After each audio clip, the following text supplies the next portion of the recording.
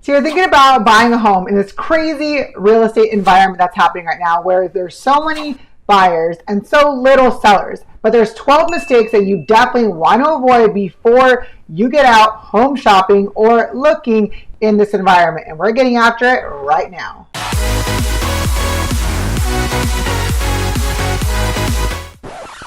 What's up, amazing people? I am Liz LaFleur here with the Mortgage List team located out of San Diego, California. And if this is the first time to my channel and you're looking to learn everything you gotta know about what it's like to eat, live, sleep, and play here in San Diego, then this is a channel for you. You definitely want to click that subscribe button, tap that little bell so you're reminded every single time we release a new video. Because honestly, we do it every single week. And hey, we're getting phone calls every single day with people just like you thinking about making that move to somewhere in San Diego or even Riverside County. You definitely want to reach out to us if you're thinking about making that move. Give us a call, send us a text, or an email, whatever is easiest for you. We definitely got your back when moving to San Diego. Now, let's get after the top 12 mistakes as a first-time home buyer that you don't want to make. So the first thing that you got to know that right now we're sitting in 2021, and to be honest, it's a pretty crazy seller market, meaning that there's so many buyers and not enough sellers. And so the sellers are kind of taking advantage in some cases of the environment. So they get to pick and choose what the buyer is going to be or who the buyer is going to be in this market for their home. So you definitely want to make sure that you're avoiding these mistakes before you even go out home shopping, because they are being a little bit of nitpicky to determine who the home buyer is that's going to be taking over their home. So at the top of our list, number one is going to be not knowing how much house you can afford. So first off, it's really more so understanding that you need to know what your comfortable payment is and the maximum comfortable payment is before you actually go home shopping. So the reason behind this whole analogy is that if I could qualify you for $1 million, assuming you want to pay $1 million mortgage on a house, is that something that you're actually going to want to do? Odds are probably not. Here's the deal. When it comes to the comfortable payment, you want to make sure that everything included in that payment is what you're able to pay. Principal, interest, taxes, insurance, what about the mortgage insurance and the HOA or Melrose? All of that is your comfortable payment. So if your comfortable payment's $3,500, well then what's your maximum comfortable payment? Is that going to be $4,000 or is that going to be $3,750? Well, when it comes to the comfortable payment and knowing how much you can afford, it's not just knowing how much you're pre-approved for. It's knowing how much you can actually afford after all of your bills. Now, let's take a step back and think about that. What if you have kids that are playing softball?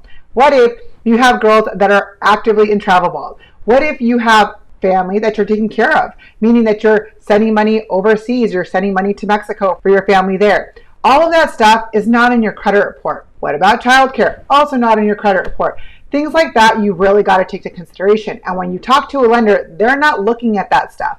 They're not looking at the expenses that you pay to send your daughter to travel ball. They're not looking at the expenses that you pay to send your daughter to daycare. All of that stuff needs to be a part of what you are truly comfortable with on your comfortable payment. So if you make $10,000 a month, your comfortable payment is $3,750. Well, then $3,750 is where you should be looking at overall in your qualification as to what your pre-approval should be done for. Don't assume that just because you're pre-approved for $800,000 that your mortgage payment is going to be $3,750 because that's what you think you want to be paying on a comfortable payment. The problem is that the typical lender, what they'll do is that they'll just go maximum pre-approval. And the problem with that is that they're not looking at all of your other expenses. So before you talk to a lender, you need to know how much you can actually afford on a monthly basis, all by yourself, meaning that you're not renting out a room to be able to pay that mortgage payment. So if something happens, you're able to pay that total mortgage payment, whatever it may be, $3,000, $3,500, $3,750, or the $4,000. It needs to be comfortable for yourself. Maximum comfortable. Okay, look, maximum comfortable means that top end of your payment. So let's assume that your sales price for $525,000 is where you want to be on a comfortable payment. Well, let's say $3,500. Well, if the maximum comfortable is now $4,000, that means that your maximum comfortable of your sales price would be higher than that amount. So you always want to make sure that you start within your comfortable range to maximum comfortable. And then when you're not happy and you've checked everything out within that range, that's when you start moving up in regards to your sales price. However, right now in this 2021 market, it's crazy. I mean, like, there's overbidding happening all the time. Contingencies are getting removed all the time. So while we still need to be very aware of our comfortable and max comfortable, you also need to be aware of what if the appraisal does not appraise that of what you're trying to offer. So things like that, but we're going to keep going and we're going to go on to number 2. And that problem is honestly just getting one rate quote. The problem with that, what if you're not getting a good deal? What if the person that you're talking to is not responsive? What if the rate that you're getting is higher than what the market is? You maybe want to ask a second opinion, even a third opinion, and want to ask around to other people that have used the same person. Don't just go online and go ratequote.com or whatever the website is. Make sure that you talk to somebody that's in the neighborhood, that's in the city that you're working in, or in the community, in the county. Because truly in this market right now, you want to know somebody that also knows the other real estate agents, not just somebody that's going to answer your phone call that comes from a different state. Closing in California is very different than closing in Texas, very different than closing in New York. So you definitely want to have a local partner that's going to be able to help you with that rate quote. Also, rate quotes are just what they are. Until you actually run your credit, verify your income documentation, a quote is just a quote. If you go online and go onto a website, you're going to find that that rate quote is not what it's worth. Because what's going to happen is that if you go to that bottom little detailed lettering at the very small, or maybe even on page 2, that's where you're going to find the issue, that information is referencing you're going to pay 2 additional points to be able to get that interest rate. And while it looks like this amazing interest rate, you need to make sure that that money that they're going to charge you is something that makes sense. So when it comes to the rates in general, you just want to make sure that not only do you get 1, but you get 2, and typically you even want 3. But when do you get your rate quote? You get it in the beginning. You don't get it when you're getting your offer accepted. So why is that? Because in general, the rates are going to be relatively the same. So you get your pre-approval today. You want to get your rate quote and all that stuff in the very beginning before you start doing all that paperwork, before you start submitting your application, before you start doing your income documentation. That's when you want to start seeing out, does the rates that this person's giving me, is it going to make sense? Are they comparable to other lenders? If they're not comparable to other lenders, then that's when you don't want to run your credit. You don't want to submit all your income documentation. Because when you start looking at all of this analysis as to the rate quotes, well, if they didn't run your credit and right now you have a 740 credit score, but you just got a new collection that just came out of nowhere, now your credit score dropped 50 points, your rate's not going to be exactly the same. So you want to make sure that you always end up doing it in the very beginning before you end up getting your accepted offer. Now on to number 3, and that's going to be not checking your credit or checking the errors on your credit before you talk to a lender. So look, there's a whole bunch of websites that you can go to, creditkarma.com, you can go to annualcreditreport.com, you can even just honestly go to like your regular credit card, the Discover credit card or the Wells Fargo credit card, and they give you some of that information there. Hey, so when it comes to the details of the credit report, you want to make sure that they're accurate. I have seen too many times where the dad's information is literally on the son's information, and the son is the one that's applying for the credit, is the one that's applying for the mortgage. You want to make sure that the information that's on your credit report, it's actually yours, meaning that it's not your parents, and now you got to figure out how to qualify with that credit because now you can't get it removed because it's a pain in the butt. So things like that, you got to be able to have all of that figured out in the very beginning. Well, what if you got errors? Let's say they're talking about you had a collection that's still open, but you paid it already. Well, that should have been updated when it was actually paid, right? 3 months, 6 months, 5 years ago.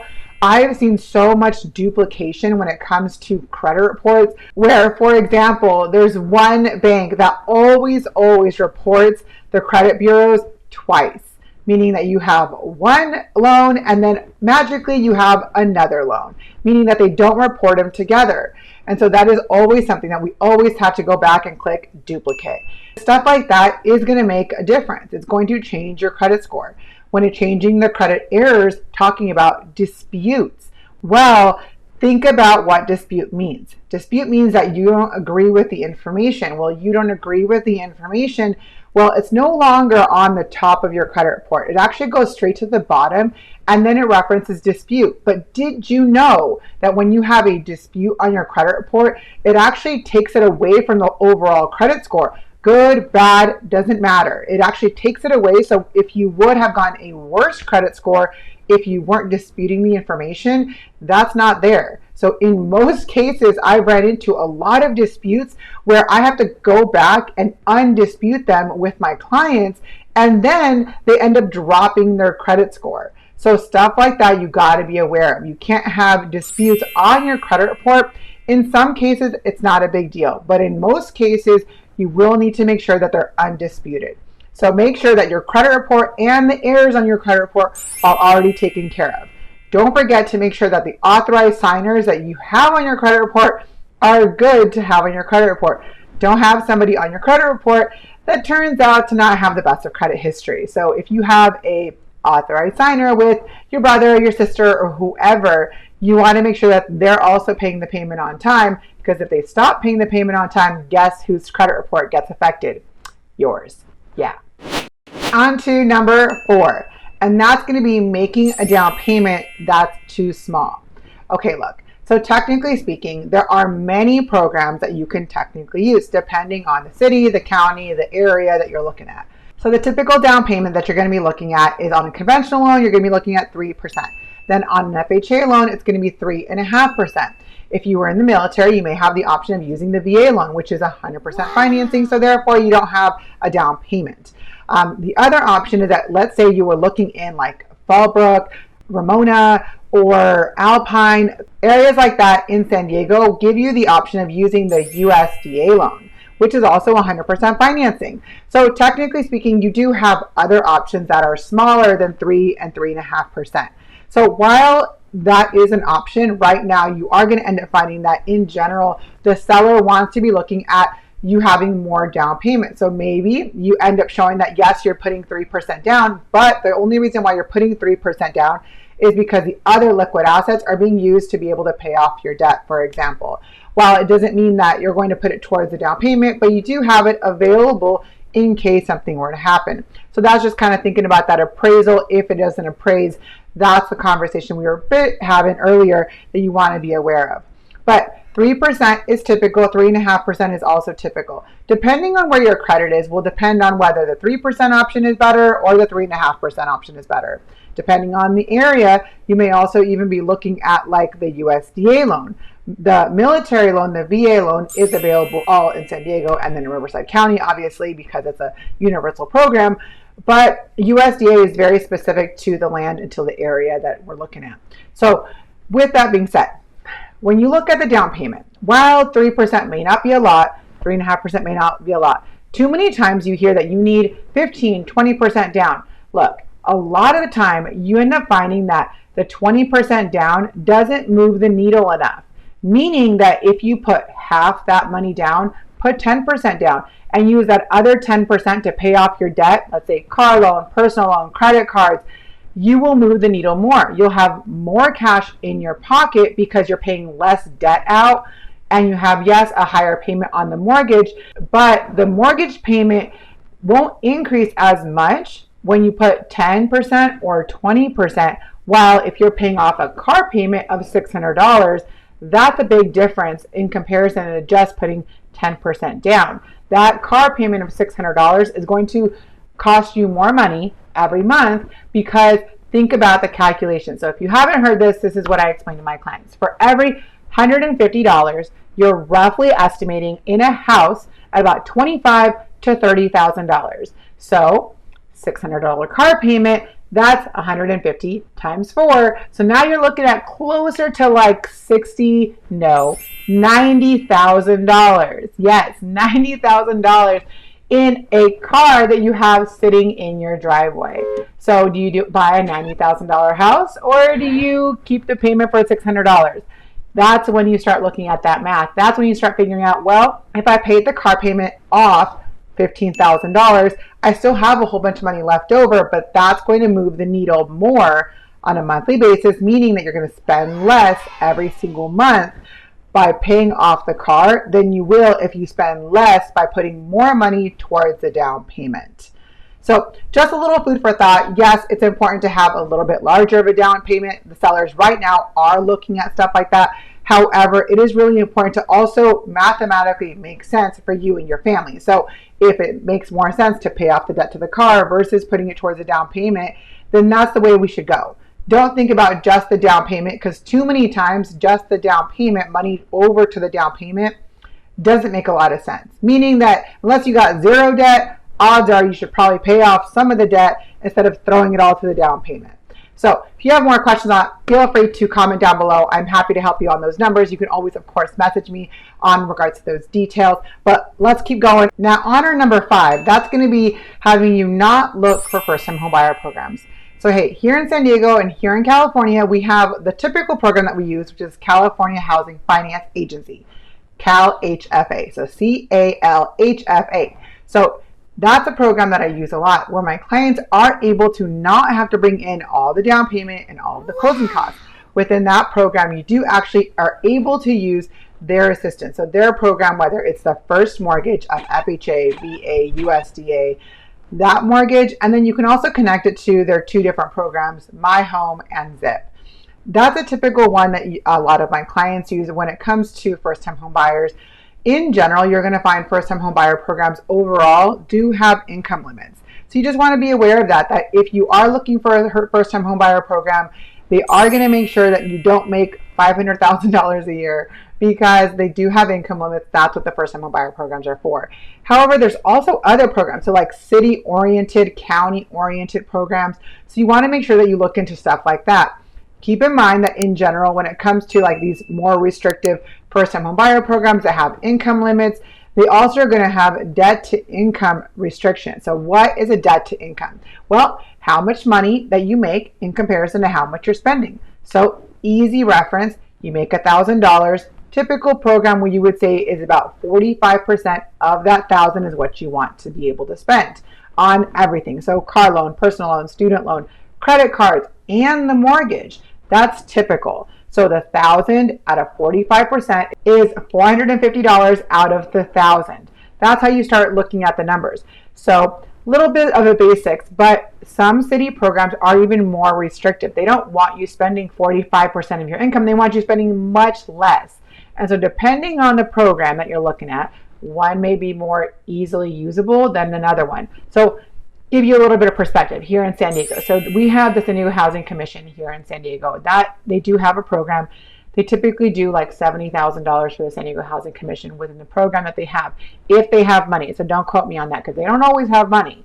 So with that program though, they don't want you spending 45% of your income. They want you spending less than that amount. Then you have the City of Escondido. The City of Escondido, they'll help you with money, typically anywhere between $15,000 to $25,000, depending on the program, depending on how it is, because that program changes all the time.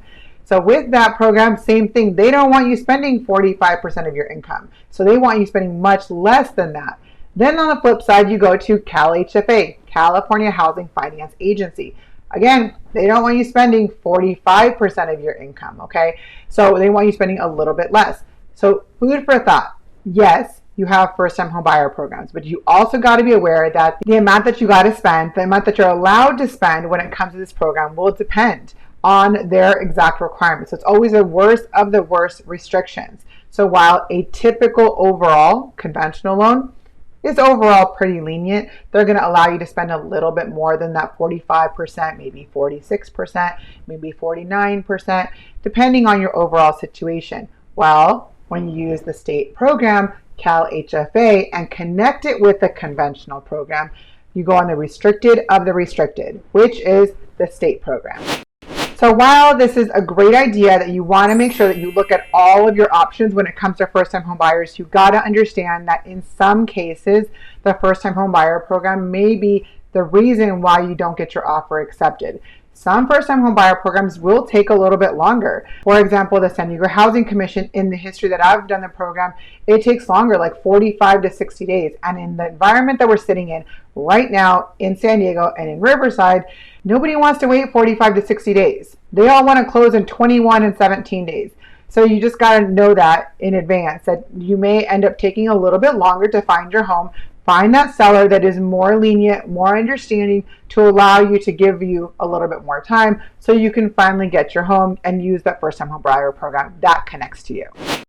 On to the next mistake that you would definitely want to avoid is ignoring the programs that a lot of people don't like to talk about. What are those? FHA, VA, and USDA. So a lot of time right now, those are kind of the programs that aren't getting your offer accepted. So I know it sounds really horrible, but what's happening is that a lot of sellers are actually looking at the overall down payment, and that's what they're looking at, which is the first thing which connects them. Typically a larger down payment is going to go to like a conventional loan. But when you're ignoring the FHA, VA, USDA programs, you're ignoring the opportunity of what it could be to have you allow you to spend less money to buy your home and maybe spend more money to pay off your debt, or have more money after closing to be able to save, to be able to renovate your house, whether it's just painting or carpet or doing the backyard or buying your kids a trampoline. You know, overall, in general, you want to be aware of all of your options. Don't just go straight for a conventional loan. There are other options that you can use. The other thing is that a conventional loan is not for everybody. So if you got a credit score at 620 and 640, while you can technically do a conventional loan at a 620 credit score and a 640 credit score, mortgage insurance for a 620 and a 640 credit score are insane. They're high because the lower the credit score, the higher the mortgage insurance. The lower the credit score, the higher the rate. Well, FHA, VA, and USDA are more forgiving in those aspects. So while everybody wants to see conventional, the thing that you got to remember is that if you're doing everything that everybody else wants you to do, you're going to end up paying a much higher payment. So little food for thought as you're going throughout the process. Don't just eliminate a program because somebody tells you, oh, they're not going to accept your offer. That's not true. It may take you a little bit longer. That's okay. Or do you want to pay extra hundreds and hundreds of dollars because you want to do what somebody else is telling you? Or maybe you want to pay a little bit less and it takes you a little bit longer to find your home because you're working with the program that is best for you. Remember that no two people, no two families have the same situation. So in some cases, conventional may be the best for one person, where FHA may be the best for the other person, where USDA may be best for that one, or if you were in the military, then the VA program may be better for you. It just depends on your overall situation. It's not a one size fits all. You definitely got to look at your financial situation, figure out where you're at, and then determine which program you're actually going to continue with. And you do all of that before you write your first offer. This is not something that you try to figure out after you've got your offer accepted and when you're trying to shop lenders and you're already in escrow. By that point, honestly, you're a little too late and you're wasting time in escrow when they already want a very short escrow. They already want you to be moving like cheetahs with 30 days. They want you to be moving like cheetahs at 21 days. And if you're over there trying to shop programs, shop rates, at that point in time, you're behind the 8 ball. You definitely want to be doing that piece of the process in the very beginning. And on to number 7. And that's going to be whether you want or don't want to pay discount points. Okay, so think of paying discount points as paying now or paying later. Okay, look. So you can either take today's rates, which is paying later, meaning that you're going to be spreading that rate throughout the course of the entire 30 years, 5 years, 10 years, however long you end up holding the mortgage. Okay, or you pay today, meaning that you're paying extra at closing to get a lower interest rate. All right, so let's say that this extra low interest rate, whether it's, we're going to just compare basic, so 3.25 to 3.5, okay? Not assuming that those are the rates that exist at this very moment. We're just going to go bare explanation, okay? So let's say 3.25 is the rate if you pay extra today. 3.5 is if you pay it through the course of the 30 years. Well, the cost between the 3.25 to the 3.5 has got to make sense. Meaning, if this 3.25 to the 3.5 is going to cost you $15,000, well, how much are you saving for those $15,000? Are you going to be saving $500 a month, or are you saving $50 a month? If you're spending $15,000 and you're only actually saving $50 a month, then this is not a good decision. You want to make sure that the paying now makes sense. Meaning that if you're going to be paying extra today, it's because you're going to be able to recoup your money fast enough. Okay, so now let's do some basic math to this. Okay, let's assume that you're going to spend $2,000 extra to get from that 3.25 to the 3.5. $2,000, okay? You're going to save $100 a month by paying $2,000 extra. Okay, $2,000 divided by 100 is 20 months in total. Well, that's under 24, so now you're looking at under 2 years. So about a year and a half, okay? At that point, it does actually kind of make sense to be able to do that. So you got to look at the math where this makes sense. So you spend $2,000 to save $100, therefore less than 2 years that we just calculated, right? Well, because of that life of the loan, meaning that you're going to hold on to this mortgage for the average of 3 to 7 years. Is it possible that you hold on to the mortgage for longer than 7 years? Very possible. Is it possible that you hold on to the mortgage for less than 3 years? Also very possible. Why is that? Because life is going to happen. Something's going to happen, which is the reason why you're going to change your mortgage. You're not going to plan for a specific day like you would plan for your wedding to be able to refinance. Okay, we're not going to plan for a specific day to sell your house for 5 years, 2 days, and 3 months from now. That's not something we plan for. We plan for weddings, we plan for, our kids' softball practice and basic stuff like that. But when it comes to refinancing and selling your property, that's not going to be something that you're going to plan for. And so you got to be aware that when life happens, you're going to need to change your mortgage. And so you've got to be able to recoup your money. So here's a lesson. I had a client that actually did this, where she kept refinancing every single year. The last time she refinanced, she came back and she spent literally $14,000 to go to this lower interest rate. $14,000. That's a whole lot of money. And to spend to be able to drop her rate to where she actually had it at that time. While I told her you're never going to recoup your money. Why did I say that? Well, in her case, she's had her loan for 4 years. She has refinanced her mortgage 3 times. 3 times out of the 4 years. So she has never recouped the money that she kept spending. So she kept adding on top of the mortgage. So you want to make sure that you're recouping your money. Don't just keep adding money and you're never actually going to see the savings to that refinance.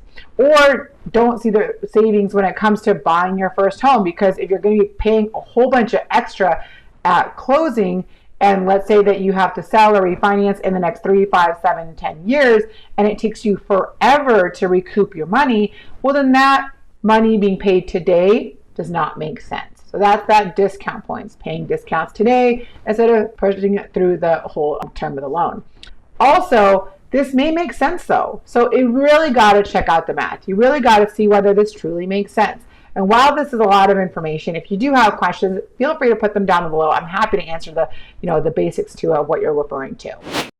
On to number 8, and that's emptying your savings to buy a house. Oh my gosh, please don't do this. I have seen this too many times with people being told that you should spend all of your money that you've been saving up just to buy your house. Hey, something's going to happen. Something's going to break. And I've owned my home for 13 years. And let me tell you, the last year of owning my home, the dishwasher broke, the washer broke, the dryer broke.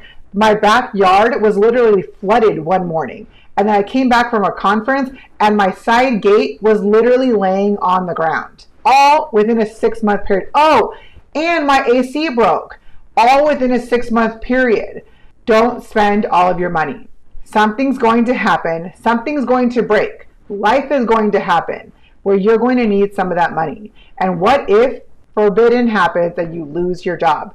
Then how do you pay your mortgage? Because you just spent everything to be able to get that large down payment so that way you can put your 20% down. You want to make sure that you have some kind of nest egg. And so one thing that I always tell my clients is that you want to have at least 1 to 2 months of your actual paycheck inside of your bank account. If something happens and you lose your job, at least you have some kind of cushion. Don't spend all of your money just to buy a home. Too many times there's too many issues where something will happen, and I assure you something will happen where now you have to fix it, and now you have to be able to pay your mortgage, or you need to pay for that medical bill that you had no idea had to be paid for. On to number 9, and that's applying for credit before you close on your home. So one of the biggest no-nos of all home financing, regardless whether you're buying a home or refinancing your home, is that you are not to go run your credit again after you're already in contract. So if that seller said, yes, I'm going to go with you, then all the credit checking from other lending institutions, or buying a new car, or getting a new credit card, or getting that lower interest rate on that personal loan are done. There is no more of that until you finally got those keys in your hand.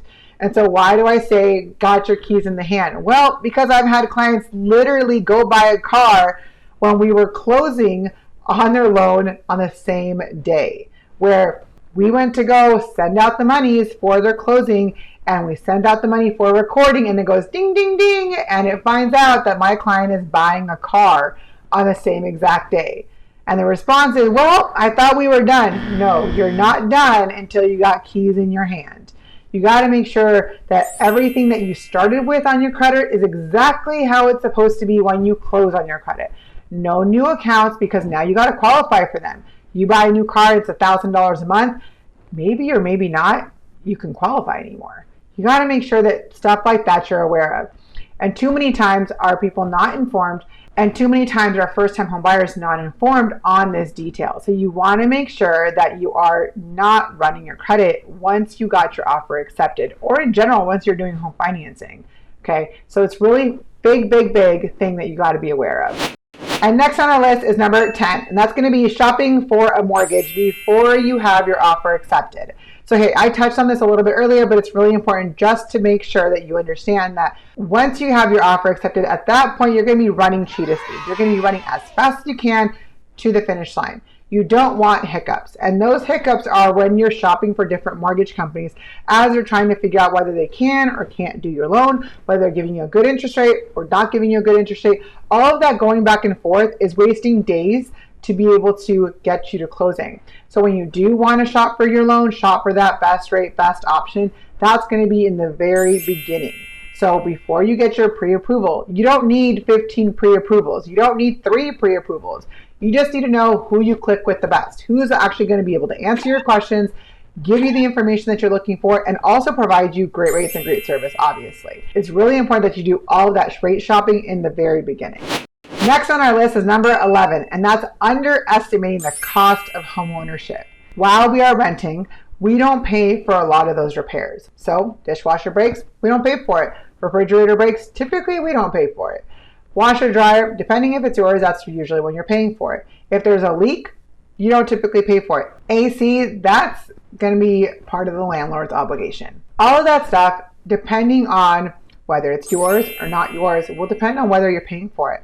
And when it comes to that home ownership, remember what I just said that happened to me after I've owned my home for the last 13 years. All of that stuff broke.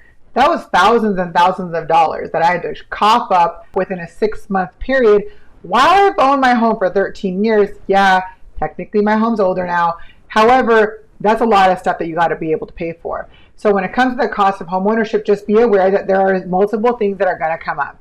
If you have your fire insurance inside of your monthly payment, you won't have to worry about that. But if you decided to have it separated, not included inside of your monthly payment, well, then you got to pay for the home insurance 1 time a year, property taxes 2 times a year. What if you're in a flood zone? Well, now that's an additional expense.